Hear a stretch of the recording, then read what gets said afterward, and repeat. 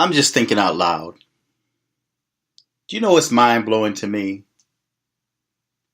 It's mind-blowing to me at the number of Black Americans that support this migration of immigrants from South America or Central America. You have a few caravans that have formed and that's forming, headed to America. Now, politicians, everybody know that when these illegal immigrants come here, Black Americans are pushed to the side or pushed to the bottom.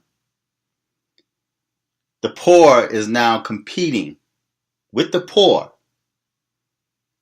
for food and for survival. Black Americans that were born and raised here, that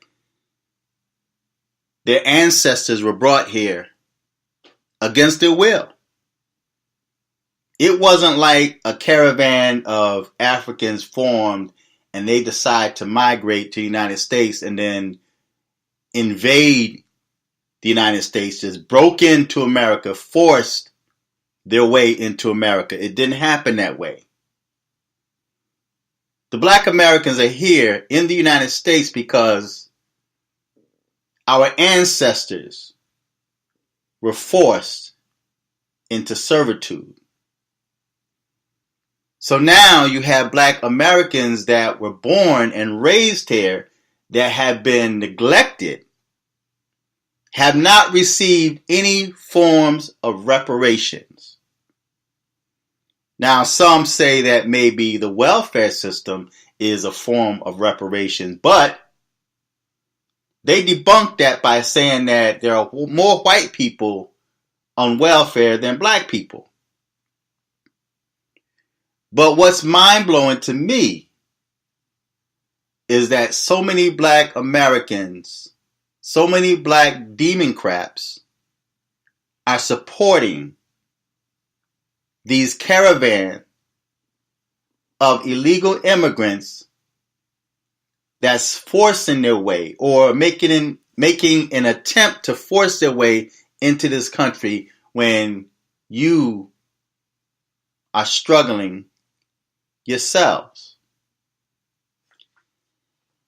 Now, if America have billions of dollars to waste, and I'm going to say it's a waste, because these people that are seeking asylum, instead of fighting for their rights in their country, they're going to come and invade another country, force their way in, talking about how it's illegal. It's not illegal. How can they make the choice? Better yet, how can they determine what's legal and what's not illegal or what's not legal when they're not even citizens? So not only they're forcing their way into this country, invading this country, now they're going to try to use this country's laws that don't even apply to them to make an argument. They're trying to make an argument to say that they have a right to be here and the United States have to accept them because it's not illegal, when they themselves are not citizens and they themselves have no rights. But many of the Democrats are saying, let them in. They're seeking asylum. Help them. There's women, there's children. And they're attacking President Trump. If America's got that much money to spend on illegal immigrants, Not just the ones that's trying to come here, but the ones that's already here, that's been here, that the United States is spending billions of dollars for. If they got that much money to waste on illegal immigrants, then maybe they should take that money and pay it to the offspring of the slaves that were brought here against their will. Reparations. Maybe that money should go towards reparations to the so-called Black Americans. Why aren't Black Americans fighting for reparations instead of fighting to support illegal immigrants that's going to end up competing with you for the few crumbs that you're getting in this country? And if the Democrats, or even those Black Americans that's not happy with this country, well, maybe you have an option to trade places with these illegal immigrants that's trying to force their way or invade this country. They come here, you go there. How about that? How about you're not satisfied with this country, you're not satisfied with the government, you're constantly complaining and protesting, and you don't feel you're getting results? Gays, the feminist movement, the Me Too movement, Black Lives Matter. Why don't you just trade places? So they come here and take advantage of the jobs that were just created by Trump, and you go to Mexico or Guatemala or wherever they came from. You go there and let them come here and take your place.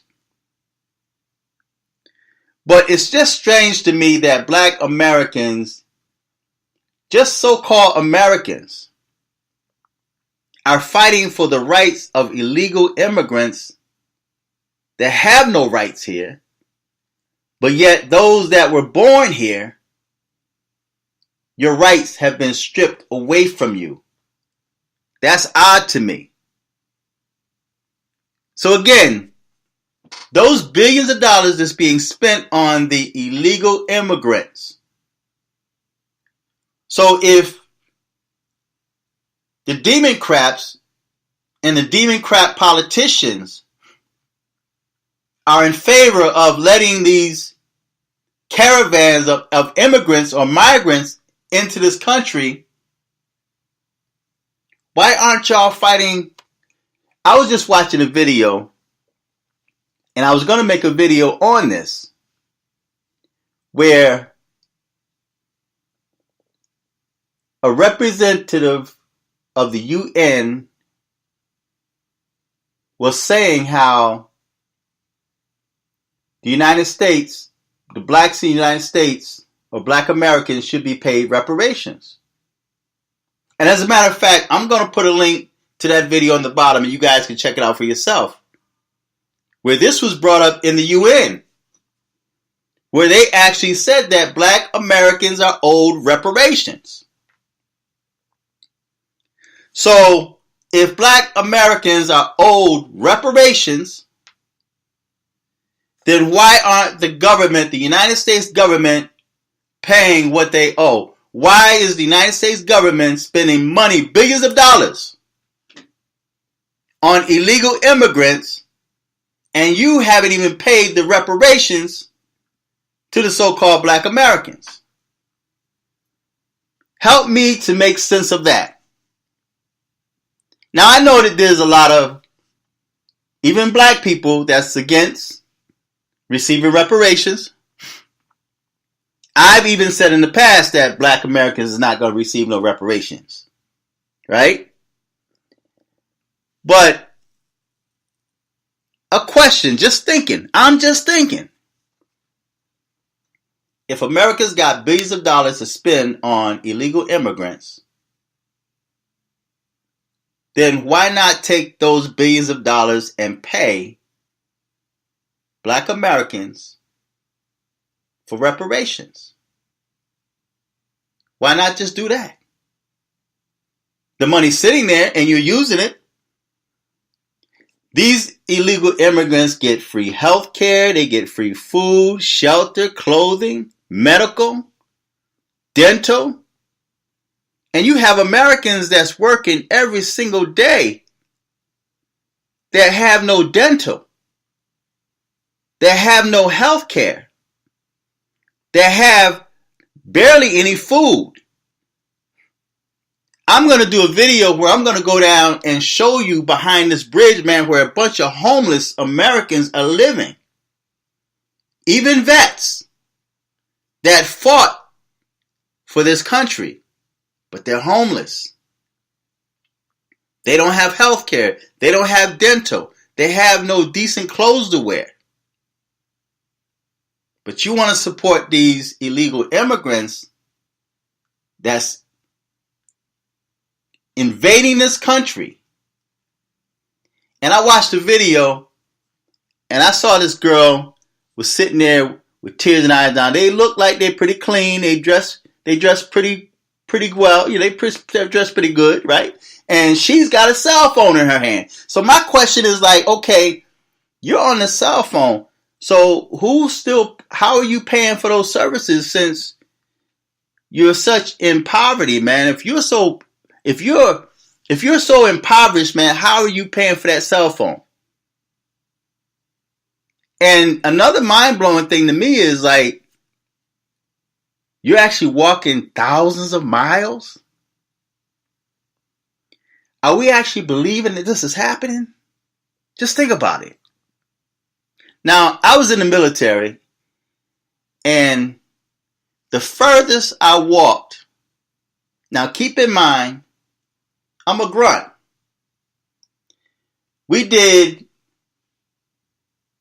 38 miles? I'm just going to top it off, say 40-mile road march. Full gear, rucksack, weapons, ammunition, all of our gear. Had a big rucksack on my back, and I not only had to carry my weapons, but also had to carry a spare barrel for the 50 cal, right? And the accessories, the spare barrels.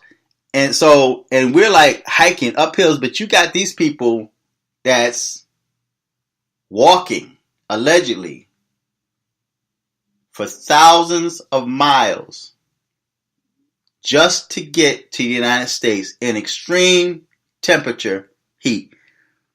Why aren't we hearing any reports of anybody dying or passing out? Just think about it. Does that make sense to you? Now, I remember when I first came out the military and I came to Syracuse, New York, right? Me and a friend of mine and a couple of women, we went to Binghamton, New York, because they had a party in Binghamton, right? So we went to this club in Binghamton, partied with these females that lived in Binghamton, right? So me and this brother was on our way back, and it had to be about, when we left Binghamton, it was probably around about 2:30 or 3 o'clock in the morning when we left Binghamton. And when we got right outside of Binghamton, New York, his car broke down, right? Now, at that time, we didn't have no cell phone.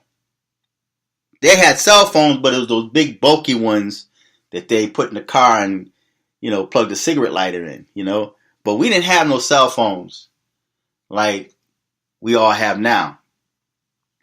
So we come in, just leaving Binghamton, New York, outside of Binghamton.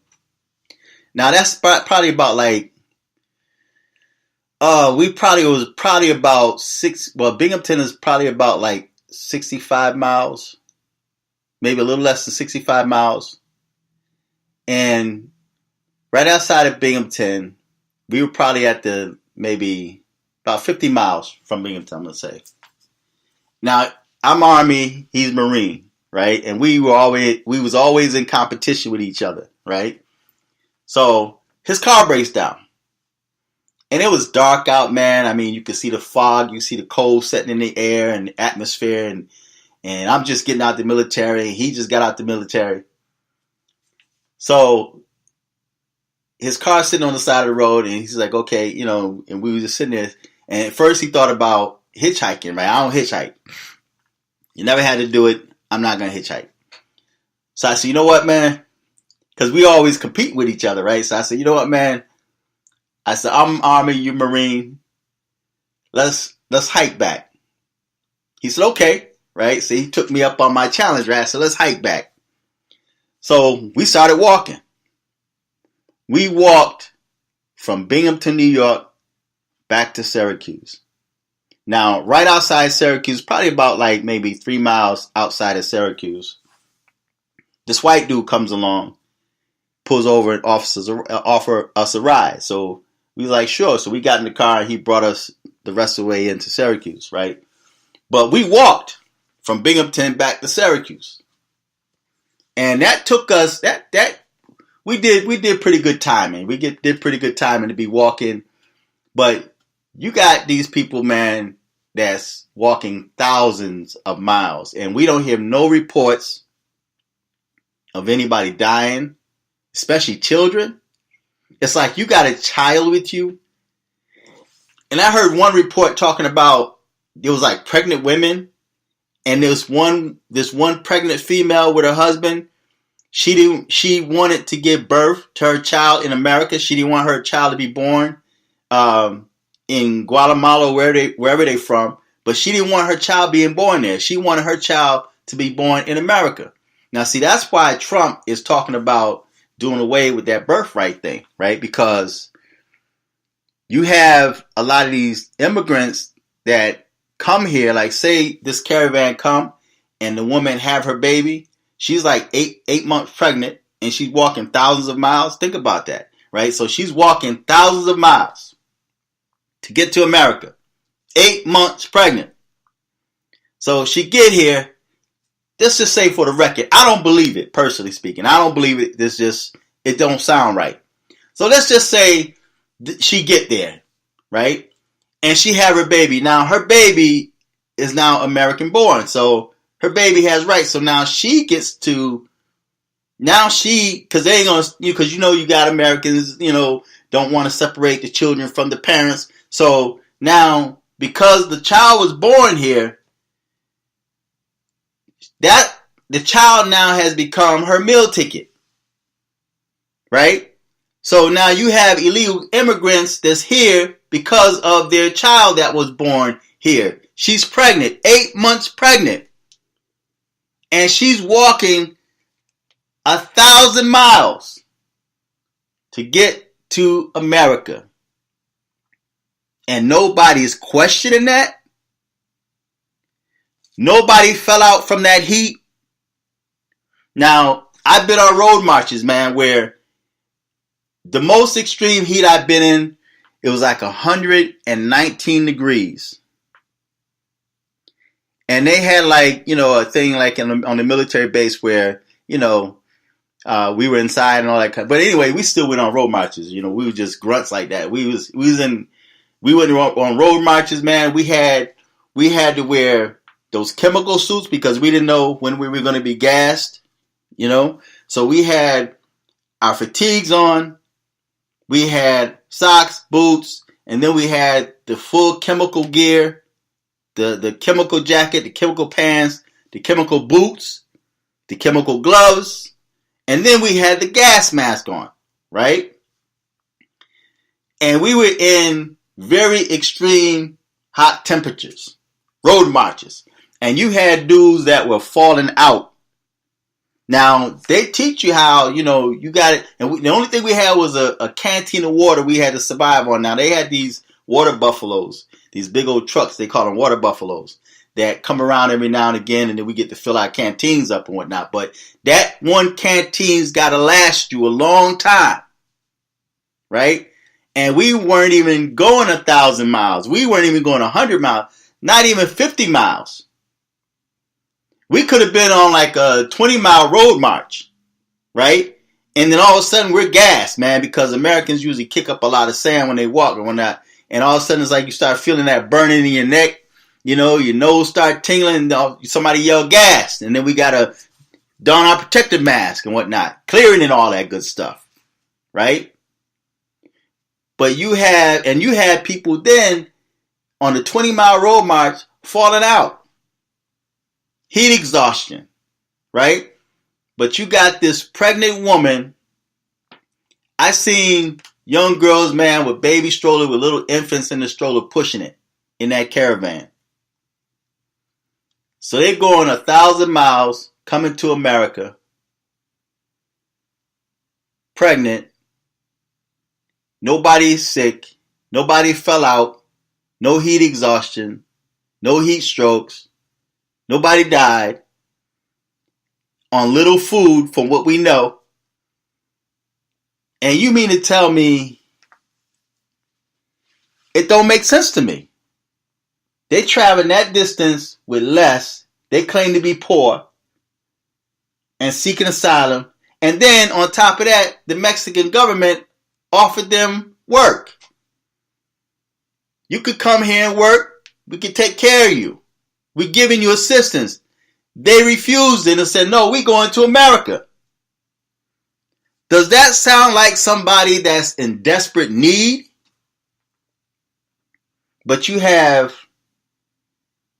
these demon craps in America that's saying, let them in, and Trump is a bad guy. This one female even asked, like, what's the purpose of the military? Right? You know, military, so that means the military is going to have guns? Which was, I thought was a stupid question. Right? But you have the demon craps that's saying, let these people in. And you got people here that's not even taken care of, that they don't care nothing about. You got babies here that's dying. They claim to care so much about these women and these children when they made it legal to murder your child. Abortion. So let me get this straight. You're in favor of aborting your child, but yet you're concerned about illegal immigrants and their children. Help me to make sense of that. So you care about these illegal immigrants and their children, but you don't care enough about your baby to give birth. I saw this poster on Facebook, and I'm going to close the video. I saw this post on Facebook where this black female had posted, how old would your aborted baby be today? And you had females that actually started answering, and she put LOL like it was funny after that meme. And you start seeing people post 10 years, 15 years, 3 years, 2 years. A couple of females says, I never had an abortion. Right? And then a white chick had posted and says, why do y'all keep posting this mess? And she put a face next to an emoji like she was disgusted with it.